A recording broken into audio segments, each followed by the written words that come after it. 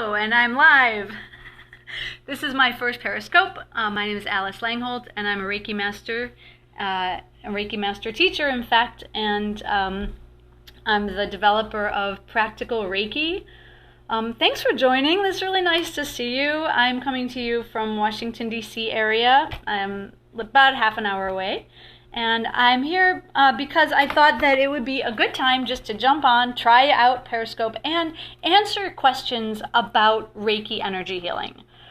As a Reiki master myself, I gotta tell you, Reiki has totally changed my entire perspective on life, and it gives me the most fulfilling and beautiful ability to help other people in person and by distance. Yes, it works by distance. I swear, it's like having a magic power. It really is a magic power in the sense that magic is something that science doesn't understand. And I think that's a pretty good definition of magic, really, things that we don't have an explanation for scientifically. So, thank you for asking that question. I love it. My first question. What does it take to become a Reiki master? Do you work with angels? Okay, so to become a Reiki master, I'll answer that first. You need to be trained in Reiki by someone else who is a Reiki master, which makes that person a Reiki master teacher. And usually learning Reiki involves getting 3 attunements as a part of your learning. An attunement is an energy transmission from the Reiki master to the student that then enables that student to connect with and direct the Reiki energy. And the 3rd attunement is the one that enables the student to give attunements, and that's what is the master level attunement. And that makes it possible for that person then to be a Reiki master and to give attunements to other people. Thanks for joining, people that are coming and joining. Thank you for being here. I'm here talking about Reiki. Do I work with angels was the other question that was just asked. Thank you for the hearts. I love you back. Do I work with angels? And the answer is I personally do. But it's not necessary to believe in angels or work with angels if you don't want to. So the reason that I do is because I decided to try it. Yes, I am on Twitter, and thank you for coming to see me on Periscope. How exciting. Sorry, so the reason that I do work with angels is because I wanted to know if they were real. So the only way for me to learn if they were real is to actually experience for myself. That's how I learn my truth. So I asked angels to help me. I tuned into their guidance. I asked them to help me with things in my life, and I found those things becoming easier. When I ask them to help me with the Reiki healing, then I do feel that the energy is stronger. And yes, I do. Thank you for asking. I do work with Archangel Michael when someone needs specifically energetic protection, or if they need a cord cut. A cord meaning someone else has energetically kind of latched onto them and is draining their energy. Like that person might be known as a psychic vampire. Thank you for joining my Reiki chat. 15 people here, my first time. Again, I'm Alice Langholt. I am Reiki Awakening on Twitter. I am the author of the book Practical Reiki for Balance, Well-Being, and Vibrant Health. It has a very long name. Oh, that is awesome, Suzanne. Yeah, it's really amazing what you learn when you are open to trying. And I think that is the case for just about everything in life, but especially things like Reiki and doing card readings and just opening to guidance in different ways. Learning how to work with your own intuition. All of that is something that you learn by being open to trying and observing your experiences. Something else that I feel is very important when I teach Reiki is teaching people how to recognize their own intuition. And that's because there are different channels through which that intuition comes. So some people think, well, I don't feel anything in my hands, so I can't do it, or I'm not good at it or something. And I'm like, no, there are so many other ways that people receive guidance. This is really funny. I really didn't know anything about Reiki or intuition until I was 38 years old. So it's okay. I understood the question. I first realized I could do it when I felt tingles in my hands and recognized it. And I just happened to comment, gee, my hands are tingling. And my teacher said, yeah, that's the energy. And I was like, what? What do you mean? And she said, the tingle that you feel in your hands, that's the Reiki energy. And I said, I don't believe you. Because I didn't. I was like, that's just maybe my hand's asleep or something, right? So she says, come here. And she lays down on her massage table and she tells me to scan her. She tells me to scan her, so I start to run my hands over her body. I'm making a video. Oh, sorry. It's okay. That's my daughter. And as I did, I didn't feel anything, and I'm thinking to myself, this is stupid, I don't know what I'm doing, and all of a sudden my hand tingled, and I didn't say anything, so I moved it, and it stopped, and I moved it forward again, and it tingled, and I said, all right, you gotta tell me, why is my hand tingling here, but not here and there? And she said, because your hand is over my hip, and my hip hurts. And I said, wait a minute. You're telling me that my hand tingles because you have pain? And she said, right. And that's the moment that I realized that something was going on. And that my intuition was speaking to me this way. And if I paid attention, I could actually learn something about the energy of the other person. And I like what somebody just said, that she gets information through visually. That is another channel of intuition. It's called clairvoyance. Thank you for the hearts. That makes me feel so loved. I'm on Periscope right now. So some people, it's a video like in real time thing. So yeah, visually is another way that people get intuitive information. That's called clairvoyance. You've probably heard of that.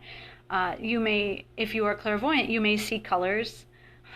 And you may see symbols or lights or images. You might dream really vividly, and you might be a kind of person that just really looks for meaning through what you see. And if so, you're probably more likely to be clairvoyant than the touchy kind that I am. Clairsentient is that my hands tingle, and they don't just tingle on and tingle off when there's something going on. They tingle in many different ways, and I've learned to observe that and notice it and get information from it. So I have a certain kind of prickly tingle that I notice if somebody has pain. And I have a certain kind of staticky tingle that I notice if somebody has grief. And different kinds of tingles mean different things, blockages and cords, and it's a whole vocabulary. It's a whole vocabulary that I learned. All right, my daughter just would like to help me demonstrate. So this is my daughter, Raina. She just got home from high school, and she wants me to demonstrate scanning, which I can do with one hand because my other hand is holding my phone. Do you want me to hold it? You want to hold my phone? Yeah, sure. Wait, but you can't see me. No, your thumb is in the way. My thumb is not in the way. That was not my thumb. There. Was it? Okay, yeah. Probably was. It was. Okay. So this is how I would scan Raina. Look, she's taller than me. Is that sad? Okay. Anyway. Maybe a little bit. No, not for you, I know. Okay, so to scan Raina, so I just tune in. I start paying attention to my hands. I think I'm working with Reiki now. I'm focused. But I can talk and I can still explain and things like that. So what I'm doing now is I'm paying attention to what I notice in my hands. And my hands tingling a little bit here. So I would ask Raina probably, how's your contact lenses today? Are they bothering you? No, like I can feel them in my eyes. Yeah. Okay. Well, there's probably noticing foreign body in her eye, otherwise known as contact lens. But obviously I'm her mother and I know she wears contacts. But again, I'm talking about what I feel.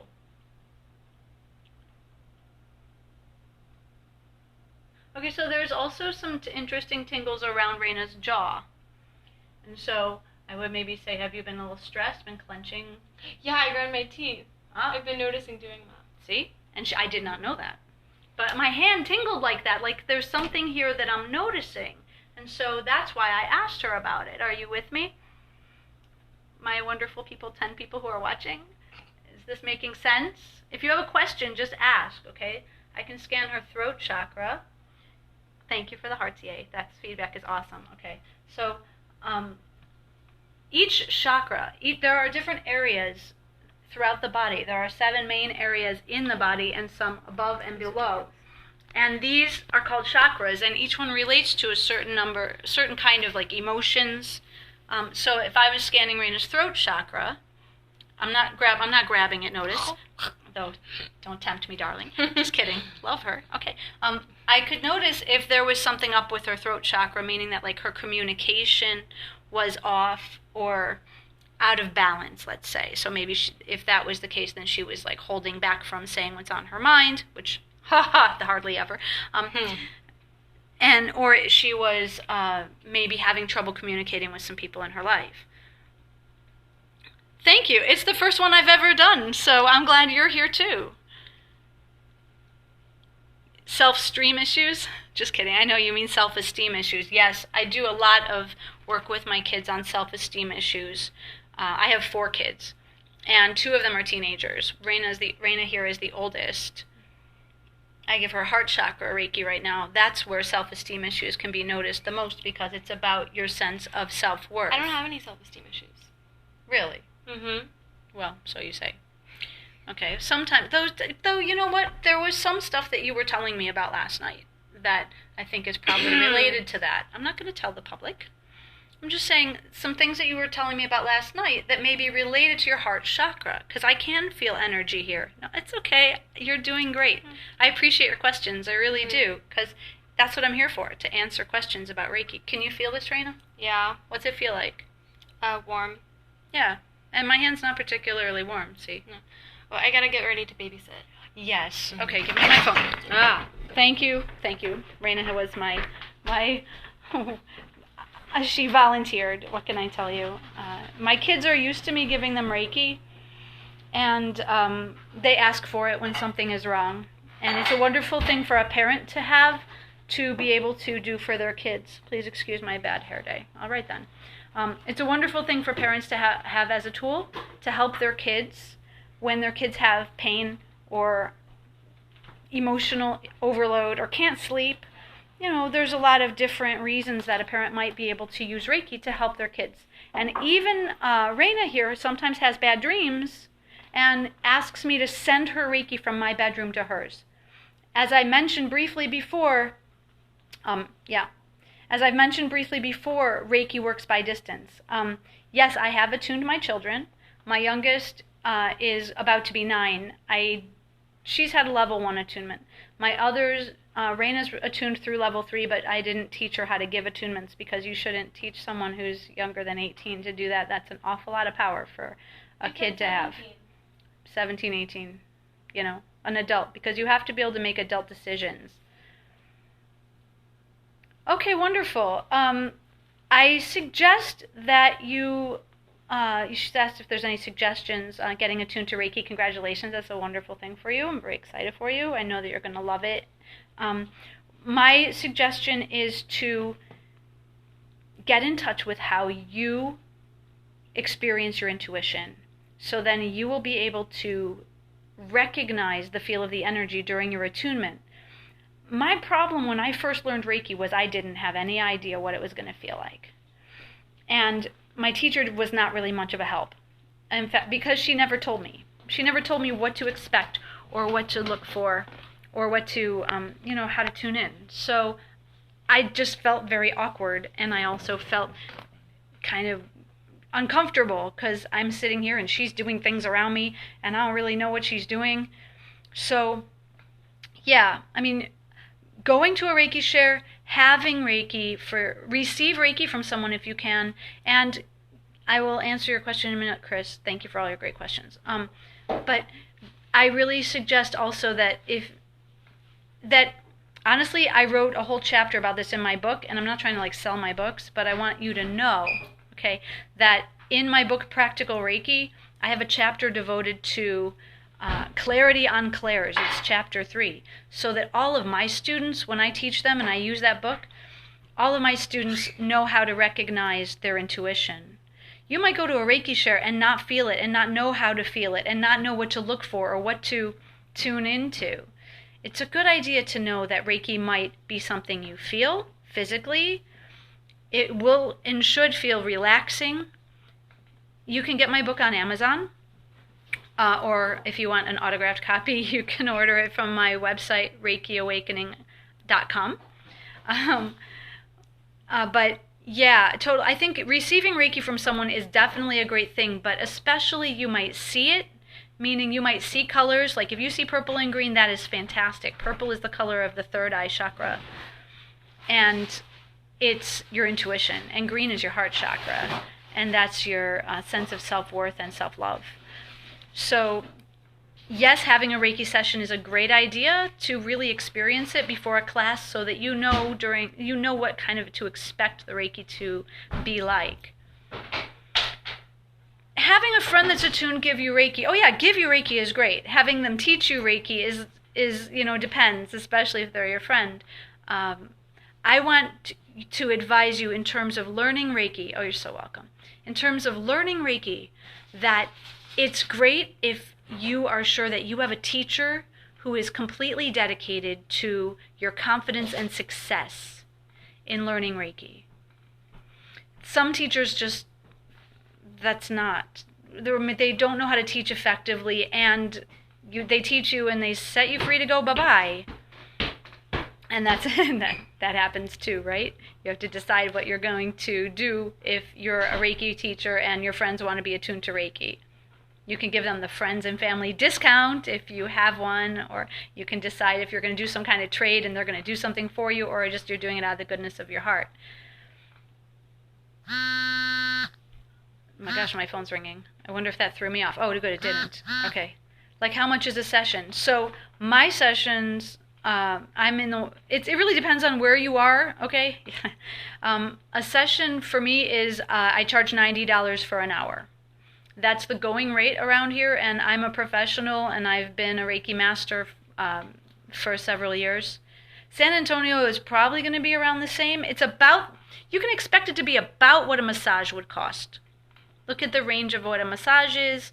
A Reiki session should be probably priced around that. If it's too cheap, like $10, you might want to know why the person charges so little. If it's too expensive, like $200, you might want to know why the person's charging so much.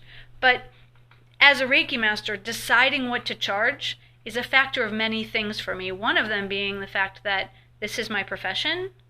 I'm trained in this, and if I was just doing it as a hobby, I wouldn't charge as much, but that would mean that I had some other job as a way of trying to help support my family. Charging a professional rate gives me the ability to practice Reiki as a professional, as my vocation, and support my family. It allows me more time to be doing what I love and what's important in helping people in the world, and that's pretty important to me. So, okay, that was a great question. No, I do not get drained because, and thank you for asking. Hi, Philomena. Thank you for asking, do I get drained? It's not my energy that I'm giving someone, because if it was, boy, that would be exhausting.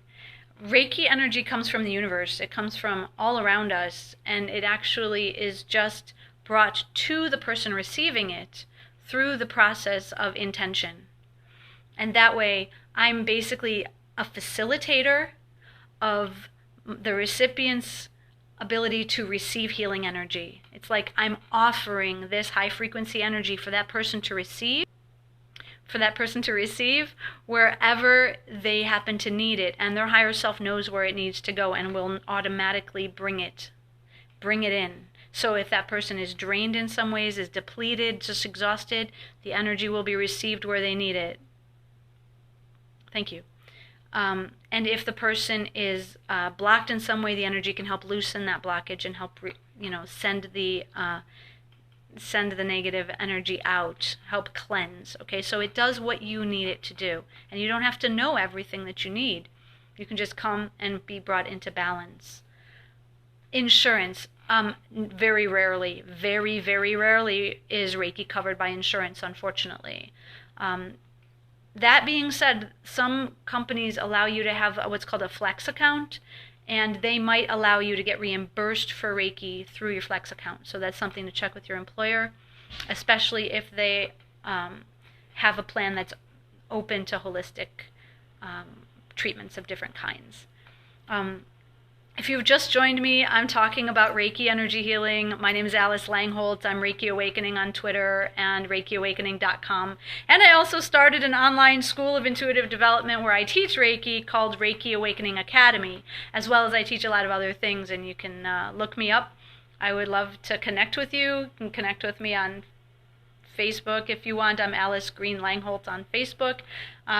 Always looking to talk and share. I love Reiki. I love just knowing that I'm connected to something outside myself. It's a beautiful and wonderful feeling. It's very meaningful. And especially what I love is being able to help other people have relief from pain, relief from stress, and better health through either receiving or learning Reiki, or both. I would like to share with you that I also volunteer. So I have like a balance. I am a professional Reiki master. I give and teach Reiki, both locally and online. Like I said, I have an online school called Reiki Awakening Academy. And then one day a week, Wednesdays, I volunteer for hospice. And I give Reiki to people who are transitioning in their end stage of life. And that also is a very meaningful and fulfilling thing to do. It really brings a lot of peace and relief of pain and relaxation. Thank you. Thank you so much. Oh my gosh. And thank you for coming, Steph. And it was nice to meet you. Steve? Anyways, nice to meet you. Thank you. And thank you for the hearts. Well, are there any other questions? Because I think I'm probably done with this for now, but I definitely will do it again. Any other questions or comments? I just also want to thank you so much for coming. I like your picture. Thank you so much for being here. And, I guess now I have to figure out, if you just joined me, I'm sorry I'm about to end, but you can watch the replay and I think you'll really like it. And please give me feedback if you do. Thanks again. My name is Alice Langholt. Again, I'm Reiki Awakening. I'm Reiki Awakening on Twitter and ReikiAwakening.com. And I'm going to try to figure out how to end this. Swipe down to stop. Okay, thanks everybody. It's been great.